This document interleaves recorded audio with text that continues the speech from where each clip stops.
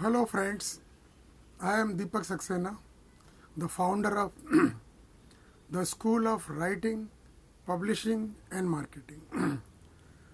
If you want to become a writer, poet, then you can take my help, my guidance. Our school will definitely in touch with you and आपका सहयोग करने के लिए ये online platform रखा गया है और इस ऑनलाइन प्लेटफॉर्म में आपको थीम सिलेक्शन से लेकर पब्लिशिंग एंड मार्केटिंग ये सब की आपको गाइडेंस दी जाती है।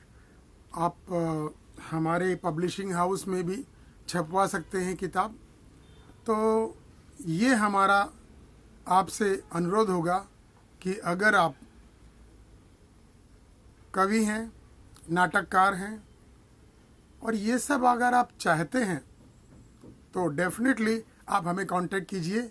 आपके नाम से आपकी किताब छपेगी और इस तरह साहित्य सृजन में, साहित्य सेवा में अपना सहयोग दीजिए। और मेरा फ़ोन नंबर है 8128693378। आप इस पर व्हाट्सएप कर सकते हैं, मैं आपको उपलब्ध हो जाऊंगा। और इस प्रकार आगे बढ़िए और कुछ ऐसा लिखिए या कुछ ऐसा कीजिए कि आपके परलोक जाने के बाद भी आपकी किताबें रहें, आपकी अमर कृतियाँ रहें। और अमर कृतियाँ हमेशा अमर होती हैं। और आपके मन में अगर ये विचार है कि हम कहाँ इतने बड़े राइटर हैं, तो मेरा कहना यह है कि पहला कदम हमेशा ऐसे ही किया जाता है और धीरे धीरे कालिदास, वाल्मीकि, तुलसीदास, प्रेमचंद जन्म लेते हैं। तो आप देर मत कीजिए और कुछ जो आपका रुचि में आता हो वो लिखिए और हमसे सहयोग मांगिए। हम सहयोग जरूर देंगे आपकी किताब छापने में, ISBN नंबर लेने में, ये सब कुछ। आज शनिवार है और आज शनिवार के दिन एक टॉपिक पर हम डिस्कस करते हैं। पुराने समय में जब हमारी दादी, माँ, नानी हमको कहानियाँ सुनाती थी, यही आज का टॉपिक है। रात को 9 बजे समाचार सुनने के बाद चारपाई बिछ जाती थी, आंगन में या छत पर बिछने सोने का इंतजाम हो जाता था और हम लोग अपनी दादी, नानी जो भी हैं उनसे कहते थे कहानी सुनाओ। कहानी का इतना लालच रहता था कि सारे दिन वो ब्लैकमेल कर सकती थी हमको और करती रही हैं, लेकिन वो कहानियाँ आज हमारे स्मृति पटल पर जीवित है।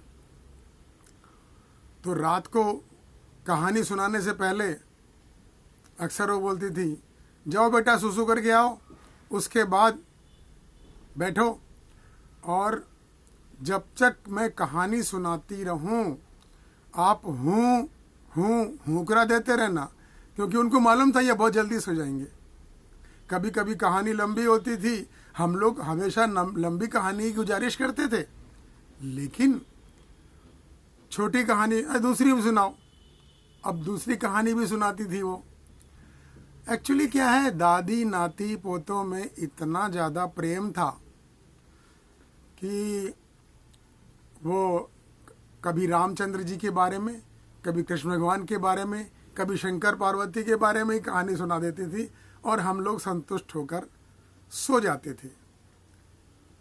तो ऐसी ही एक कहानी है जो मैंने अपनी दादी के श्रीमुख से सुनी थी और मैं आपसे मुखातिब हूँ उस कहानी के बारे में।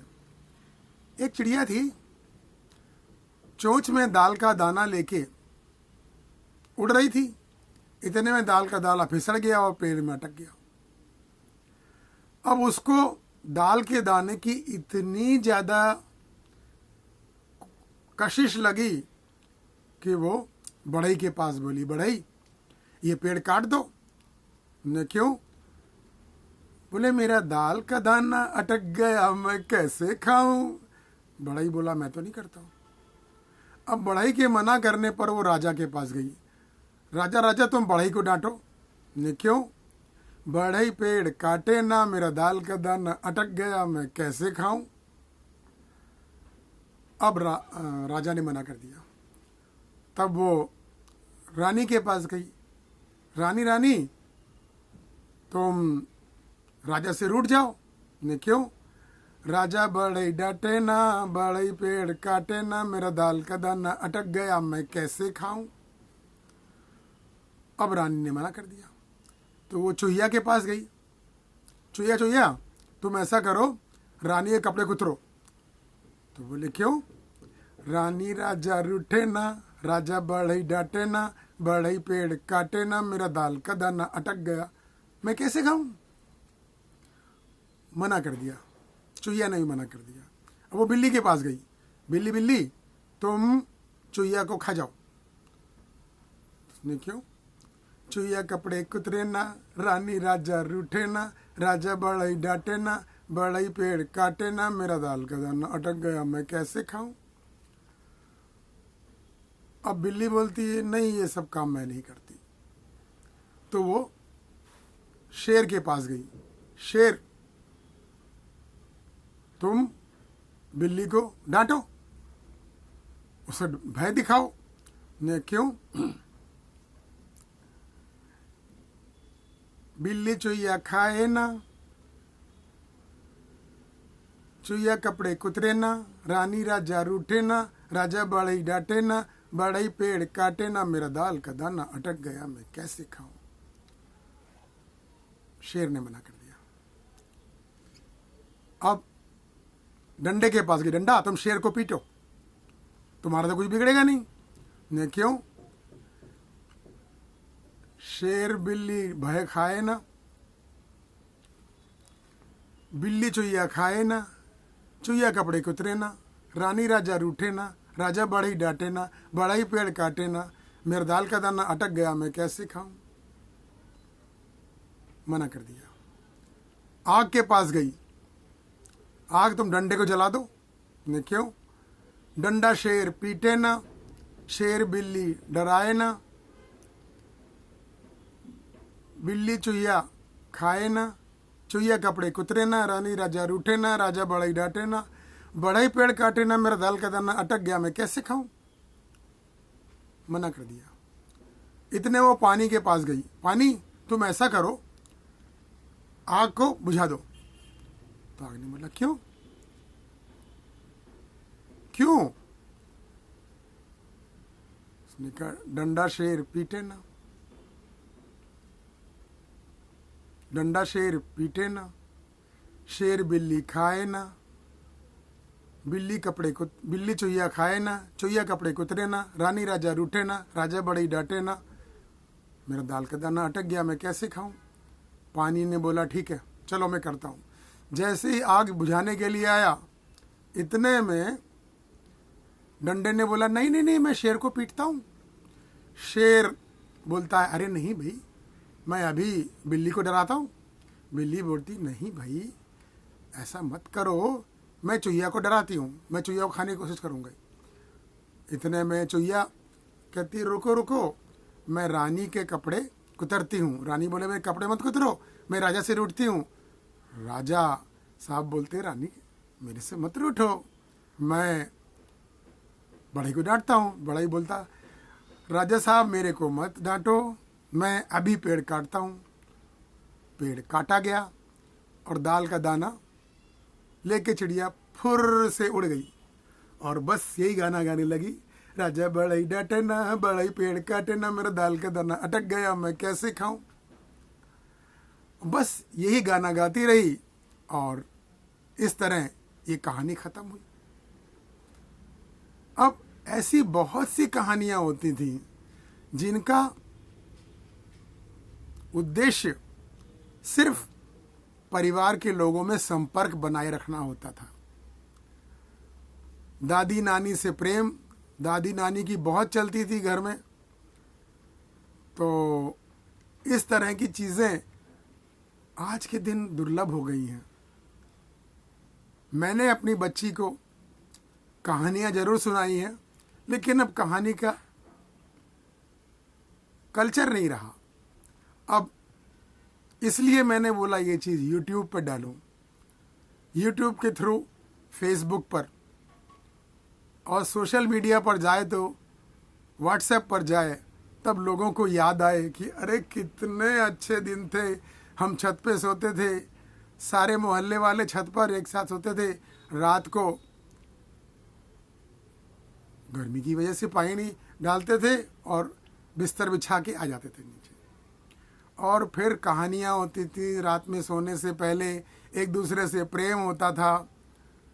पढ़ाई लिखाई की उतनी चिंता नहीं थी, पिताजी डांटते थे, लेकिन पढ़ाई भी करनी है वो भी करते थे, ऐसा नहीं है, लेकिन उसके विषय में मन बहुत संतुष्ट रहता था। सुबह जल्दी उठते थे, अंधेरा खत्म होने के बाद ही अगर मैं सो रहा हूं तो हमारी दादी खासकर डांटती थी, ये क्या हो रहा है, भूत लोग सोते हैं दिन में, अब दिन निकल आया है, जाओ। तो मेरा कहने का मतलब है वो भी दिन थे और आज भी दिन है। आज भी दिन में अच्छाइयों को हम ढूंढ सकते हैं और कल की स्मृतियों से कुछ सीख सकते हैं और बड़ों की कदर करना, इज्जत करना, ये सब हमारा धर्म है और हम लोगों को करना चाहिए। अगर बच्चे देखेंगे, अब लोग बोलते हैं कि बच्चे तो ख्याल ही नहीं रखते माँ बाप का। अब बच्चों को अगर आप आया पे छोड़ देंगे तो बच्चे दादी माँ का प्रेम क्या समझेंगे। संस्कार डालना ही जरूरी है, संस्कार डालने से ही हमारी संस्कृति बच सकती है। और इस तरह से अभी फिर से संस्कृति का उत्थान होने लगा है। आप अपना अपना सहयोग दें, ये सब चीज़ें किताब में डाल सकते हैं, कुछ भी साहित्य सेवा के लिए करें। धन्यवाद, आपका बहुत बहुत धन्यवाद।